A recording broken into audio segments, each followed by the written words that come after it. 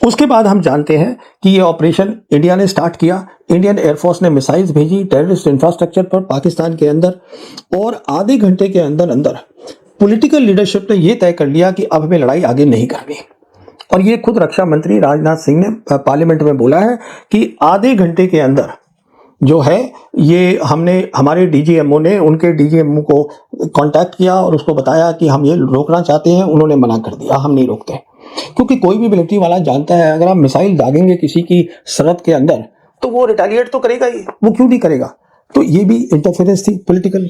अच्छा, फिर हमने देखा कि इंडियन एयरफोर्स का इस्तेमाल हुआ है टेररिस्ट इंफ्रास्ट्रक्चर पे। इंडियन एयरफोर्स कभी इस्तेमाल नहीं करनी चाहिए टेररिस्ट इंफ्रास्ट्रक्चर पे, पर मोदी सरकार ने ये 2 बार करी है। ये हमने देखा बालाकोट में हुआ, ये हमने देखा अब सिंदूर में हुआ। हुआ क्या, दोनों बार में जो कमियां होती हैं लड़ाई की, इंडियन एयरफोर्स की हर सर्विस की होती है, वो दुश्मन को पता चल गई। सबसे बड़ी कमी ये पता चली कि इंडियन एयरफोर्स इलेक्ट्रॉनिक वॉरफेयर में, जो बहुत इंपॉर्टेंट चीज होती है लड़ाई में, उसमें कमजोर है। तब भी थी 2019 में, और सिंदूर में भी कमजोर पाई गई। अस्सलाम वालेकुम दोस्तों, बड़ी हैरानी की बात है। कोई दिन ऐसा नहीं गुजरता जब इंडिया का आर्मी चीफ या फिर उनका सीडीएस या फिर उनका एयर चीफ या नेवल का कोई बंदा आकर दोस्तों ऑपरेशन सिंदूर पर बयान न दे। यानी उनकी इतनी पिटाई हो गई है कि वो आस्ता आस्ता, स्लो सीडिंग नहीं कहते जिसे, आस्ता आस्ता दिमाग में डालते जाएं और लोगों को एक दिन बेवकूफ़ बना देंगे। और दोस्तों उन्होंने भारतीय गोबरखोरों को बेवकूफ़ पहले से ही बना दिया है। अब देखे तो रोजाना आते हैं। मैं हैरान हूँ कि दोस्तों आर्मी चीफ का काम आर्मी देखना है या फिर मीडिया को देखना है। वो रोजाना आकर बयान देता है और देता किस पे है कि नई लड़ाई होगी तो ये होगा वो होगा। और अभी जो ऑपरेशन सिंदूर था वो तो ट्रेलर था, और फिर उससे डिफेंड करने के लिए कहता है कि हमने ये कर दिया। लेकिन दोस्तों कुछ समझदार लोग तो हैं, जैसे कि परवीन सहानी है, वो इन्हें आकर गले से पकड़ लेते हैं। दोस्तों आगे भी सुनाता हूँ, मुलाजा करें।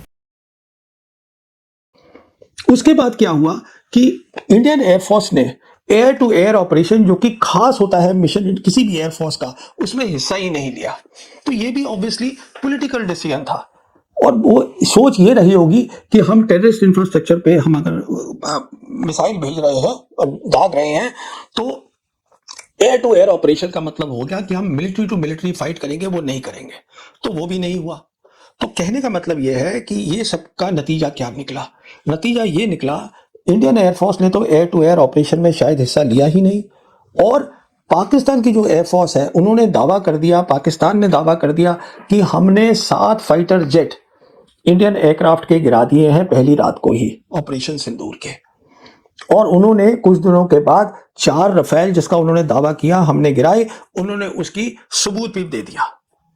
और फिर हमने देखा प्रेसिडेंट ट्रंप जो थे वो हर जगह जाके बोल रहे थे, 50 बार से ऊपर बोला कि मैंने सीज फायर कराया हिंदुस्तान पाकिस्तान के बीच में, और 7 फाइटर जेट्स की बात करते रहे। और पाकिस्तान के जो प्रधानमंत्री थे उन्होंने तो यूनाइटेड नेशन में जाके बोल दिया कि हमारी एयरफोर्स ने इंडियन एयरफोर्स के 7 जेट्स को मार गिराया है। पर इंडियन साइड से उसका कोई जवाब नहीं था, कोई रिस्पॉन्स नहीं था। तो उसका नतीजा क्या निकला? नतीजा ये निकला कि जहां तक पाकिस्तान का ताल्लुक था, ऑपरेशन सिंदूर जिसको कि आर्मी चीफ ट्रेलर बोल रहे हैं, उसके कारण पाकिस्तान का दुनिया में कद जो था बहुत ज्यादा बढ़ गया। जिसे हम कहते हैं उनकी जियोपॉलिटिकल प्रोफाइल बहुत ज्यादा बढ़ गई। और प्रेसिडेंट ट्रंप ने आर्मी चीफ के उनको पहले बुलाया, उसके साथ लंच किया व्हाइट हाउस में, और पाकिस्तान को एक स्ट्रेटेजिक रोल दे दिया। मतलब स्ट्रेटेजिक रोल होता है अहम रोल, मिडिल ईस्ट के अंदर उसको रोल दे दिया गया। उसके बाद हमने क्या देखा कि अजरबैजान जो है, अजरबैजान, क्योंकि जो नतीजा देखा गया लड़ाई का, जो एयरफोर्स पाकिस्तान एयरफोर्स ने दिखाया करके, उसके बेसिस के ऊपर अब अजरबैजान जो है वो 40 JF-17 एयरक्राफ्ट फाइटर्स ब्लॉक 3, जो कि पाकिस्तान बना रहा है चीन की मदद से पाकिस्तान के अंदर, वो उससे अब खरीदेंगे, ये तय हुआ है। अगर वो खरीद रहे हैं, जो खरीद रहे हैं, इसका मतलब ये हुआ कि पाकिस्तान एयरफोर्स के जो लोग हैं वो उनको ट्रेनिंग में भी मदद करेंगे। तो पाकिस्तान एयरफोर्स जो है उनके वैसे भी अजरबैजान से रिश्ते बहुत अच्छे हैं।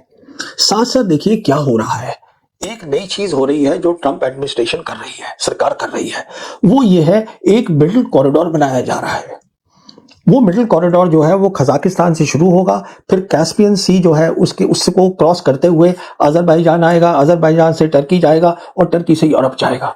ये एक मिडिल कॉरिडोर बनाया जा रहा है जिससे कि ट्रेड और मिनरल्स जो है वो यहाँ से जाएंगे।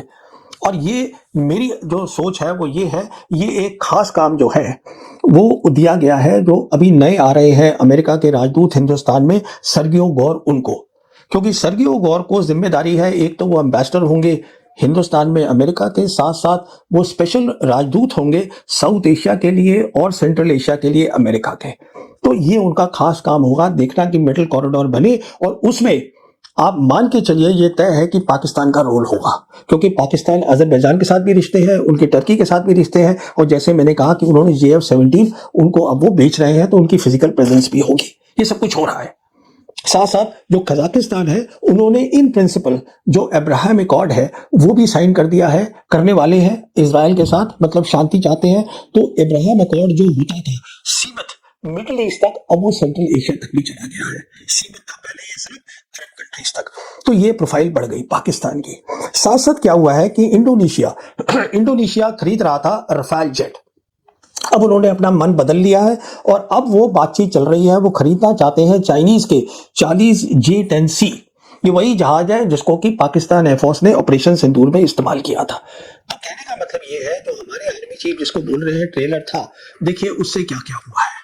चलिए आगे चलते हैं। उनका दूसरा पॉइंट है, जो वो उनसे पूछा गया कि आपने क्या सबक सीखा है, जो सबने सुना होगा।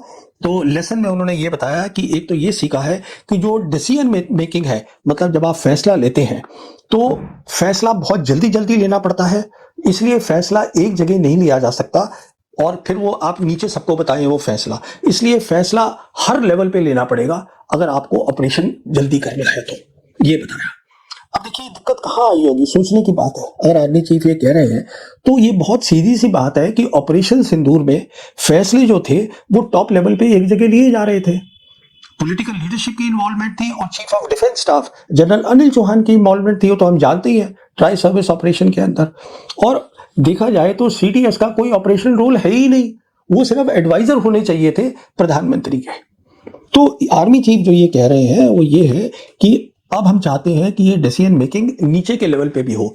अब मैं ये बताना चाहूँगा आर्मी चीफ को, शायद उनके दिमाग से ये बात उतर गई है कि जो हमारी लड़ाई है, हिंदुस्तान की लड़ाई की जो सोच है, जो डॉक्ट्रिन है, वो ये है कि प्लान एक बनेगा, सब सर्विसेज प्लान बनाती हैं हमें क्या करना है। उसके बाद क्या होता है, जैसे अगर लैंड की लड़ाई है तो आर्मी और एयरफोर्स उनकी अलग अलग काबिलियत है, तो वो अपनी अलग काम करते हैं और कोऑर्डिनेट करते हैं उसमें ऐसा। और डिसीजन मेकिंग जब वो कोऑर्डिनेट करते हैं, वो अपनी सर्विस में तय करते हैं कैसे करना है, और ये इसके लिए SOP जिसे हम कहते हैं स्टैंडर्ड ऑपरेटिंग प्रोसीजर सब बने हुए हैं, सब जानते हैं। अब क्योंकि आप उल्टा काम करना चाहते हैं, इसलिए आपको ये डिसीजन मेकिंग की दिक्कत आ रही है। अगला पॉइंट ये कह रहे हैं कि हमने ये सबक सीखा है कि इंटीग्रेशन होना जरूरी है। इंटीग्रेशन आर्मी का, एयरफोर्स का, CAPF का। CAPF होता है सेंट्रल आर्म पुलिस फोर्स। इसमें क्या है, वो CRPF आती है, BSF आती है, ये जितने भी ये पुलिस फोर्सेस हैं होम मिनिस्ट्री के अंडर, ये सब उसमें आती है। स्पेस वो कहते हैं, साइबर, ये सब होना चाहिए। इन सबको इकट्ठा रखना है, क्योंकि अब वो कह रहे हैं कि इन सबको इंटीग्रेट करके लड़ाई करनी है, और इसको वो बोलते हैं मल्टी डोमेन ऑपरेशंस। अब मैं दो बातें यहां बताना चाहूंगा आर्मी चीफ को। पहली बात, ये CAPF जो है इसका कोई रोल नहीं है मल्टी डोमेन ऑपरेशन में, बिल्कुल, क्योंकि CAPF जो है वो सिक्योरिटी उनका काम है, डिफेंस नहीं है, वो होम मिनिस्ट्री के अंडर में आती है। जहां तक डिफेंस का ताल्लुक है, मल्टी डोमेन ऑपरेशन डिफेंस का ऑपरेशन है। यहां पर जब आप बात कर रहे हैं इंटीग्रेशन की, तो इंटीग्रेशन एक लंबा तरीका है, एक लंबा प्रोसीजर है। मिसाल के तौर पे आपको क्या करना पड़ेगा, सबसे पहले आर्मी, एयरफोर्स, नेवी, इन तीनों को नेटवर्क करना पड़ेगा, इनके कम्युनिकेशन लाने पड़ेंगे जो सॉलिड कम्युनिकेशंस हो। वो आपको पहली चीज चाहिए। दूसरी आपको चाहिए कि जो डोमेन्स हैं, जैसे कि साइबर, इलेक्ट्रॉनिक वॉरफेयर, स्पेस, इसमें आप काबिलियत बढ़ाइए। काबिलियत दो तरीके से बढ़ेगी। पहले जब आप काबिलियत बढ़ाएंगे, उसको हम बोलते हैं फोर्स मल्टीप्लायर। उसका मतलब ये होता है कि जैसे 3 आर्मी, एयरफोर्स, नेवी है, वो उनकी अलग अलग मदद कर रही है, उनके इजाफा कर रही है, इंक्रीज कर रही है उनकी ऑपरेशन की क्षमता को। दूसरा लेवल होता है कि जब ज्यादा ये काबिलियत आ जाती है, तो ये आप अपने अलग ही एक डोमेन बन जाती हैं लड़ाई करने की। तब ये हालत होती है कि आपके पास 4 तो हो जाती हैं फिजिकल डोमेन, जो कि लैंड, एयर, सी, नेवी और स्पेस हो गई, और 2 हो जाती हैं वर्चुअल, जो है कि साइबर और इलेक्ट्रोमैग्नेटिक स्पेक्ट्रम, जिसमें हम इलेक्ट्रॉनिक वॉरफेयर करते हैं। आप उनको फिर नेटवर्क करिए इन चीजों को, उसको मल्टी डोमेन ऑपरेशन बोलते हैं। तो जो आज आर्मी चीफ बोल रहे हैं इंटीग्रेशन की, ये मल्टी डोमेन ऑपरेशन लंबा काम है, इसके लिए आपको शांति चाहिए और इसके बाद आप बात करिएगा थिएटराइजेशन की कि क्या थिएटराइजेशन की जरूरत है, उसकी क्या शेप होगी, तो ये प्रोसीजर है। अब नेक्स्ट देखिए आर्मी चीफ क्या बोल रहे हैं। वो ये कह रहे हैं कि ये जो थी ट्रेलर, ये तो 88 घंटे चला। अब हम जानते नहीं है कि जब अगला ऑपरेशन सिंदूर 2 हो तो वो 4 दिन चलेगा, कितने दिन चलेगा, 4 महीने चलेगा कि 4 साल चलेगा। वो कह रहे हैं हम जानते नहीं है। इसमें बिल्कुल साफ बात है कितने दिन चलेगा, इसमें क्या जानना है आपको। और ये सिंदूर से साफ तो सामने आ चुका है, जो लड़ाई सिंदूर 2 होगी वो एक फुल स्केल वॉर होगी जिसकी तैयारी पाकिस्तान कर रहा है और उस पर मैं वीडियो ऑलरेडी कर चुका हूं। वो 7 या दिन में खत्म हो जाएगी, वो डिसाइसिव वॉर होगी, उसमें फैसला होगा और वो एक बहुत इंटेंस वॉर होगी। इसका मतलब है उसमें जो असला है वो बहुत तेजी से इस्तेमाल होगा। मैं ये सब क्यों कह रहा हूं, वो इसलिए कह रहा हूं कि पाकिस्तान का हमने सिंदूर में देखा हिंदुस्तान की फौज के ऊपर तीनों एरिया में वो थोड़े बेहतर दिखे। उसका कारण उसका ये है, जहां तक स्पेस का ताल्लुक है, स्पेस का बहुत इंपॉर्टेंट रोल होता है। स्पेस का देखिए, एक तो होता है सर्विलेंस, उससे ज्यादा क्या होता है जब आप मिसाइल फायरिंग करते हैं तो स्पेस मदद करती है एक्यूरेसी ऑफ द मिसाइल में।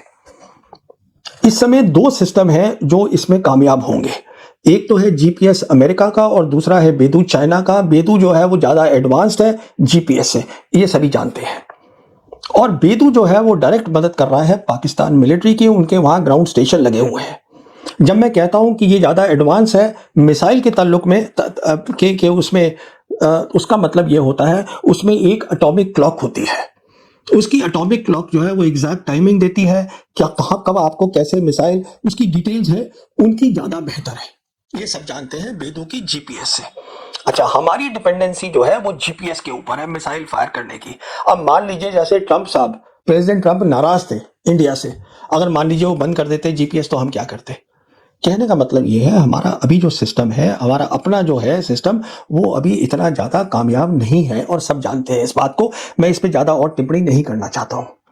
जहां तक इलेक्ट्रॉनिक वॉरफेयर का ताल्लुक है, उन्होंने दिखाया है उनकी बेहतर है। हमारी इलेक्ट्रॉनिक वॉरफेयर बालाकोट में कमजोर दिखी थी और अभी तक उसको बहुत अच्छा कर लेना चाहिए था, पर वो नहीं हो पाई। क्यों, ये इंडियन एयरफोर्स ही बता सकती है और या मिलिट्री बता सकती है, इसका कारण क्या है। तीसरी बात होती है साइबर की। साइबर भी हमने देखा, उन्होंने एक नमूना दिया था, जम्मू कश्मीर के जितने भी वो थे कंप्यूटर्स थे वो बंद कर दिए। तो काबिलियत है और चीन उनकी पूरी मदद कर रहा है। आप मान के चलिए सिंदूर 1 में चीन ने मदद करी, सिंदूर 2 में और मदद करेगा चीन पूरी पाकिस्तान की। बिकॉज चीन आपसे लड़ाई नहीं लड़ेगा, चीन आपको समझता ही नहीं है अपने लेवल का, पर चीन ये देखेगा कि पाकिस्तान जो है वो काफी अच्छा करेगा जब सिंदूर 2 होगा। इसी कारण से, क्योंकि ये इन डोमेन्स में, मैंने इनको वर्चुअल डोमेन्स बोला है, ये जो होती हैं इलेक्ट्रॉनिक वॉरफेयर, साइबर स्पेस, इसमें अगर आप अव्वल नहीं हैं आप लड़ाई नहीं जीत सकते, क्योंकि उनके पास ये काबिलियत है। पाकिस्तान के पास, चीन ने उनकी मदद कर रही है, करा है और करती रहेगी।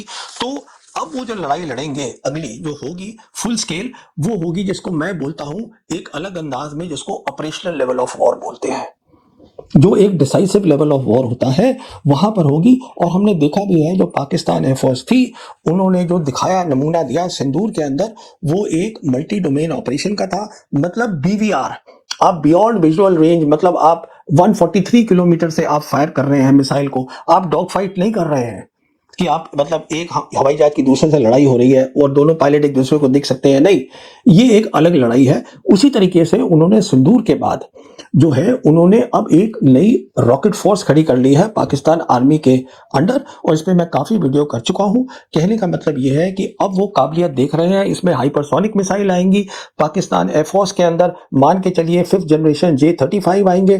तो ये सब काबिलियत वो ले रहे हैं, अपनी जो उनकी खामियां हैं वो भी उसको भर रहे हैं। कहने का मतलब ये है कि एक तरफ तो वर्चुअल डोमेन्स में जो इलेक्ट्रॉनिक वॉरफेयर है, साइबर है, स्पेस है, इसमें उनकी मदद बहुत है और काफी चाइना और उनकी अपनी क्षमता बहुत है। और दूसरी तरफ अब वो ये मिसाइल्स में भी जा रहे हैं काइनेटिक फायर के अंदर, जो बहुत तेज से और हाइपरसोनिक स्पीड से होंगे। कहने का मतलब ये है कि हमको समझना चाहिए ये लंबी लड़ाई नहीं है, बट काबिलियत चाहिए है। अगर छोटी लड़ाई भी होगी, ये जैसे मैं कह रहा था 7 से 10 दिन से ज्यादा की नहीं हो सकती, तो उसके अंदर भी एक इंडस्ट्रियल कॉम्प्लेक्स चाहिए।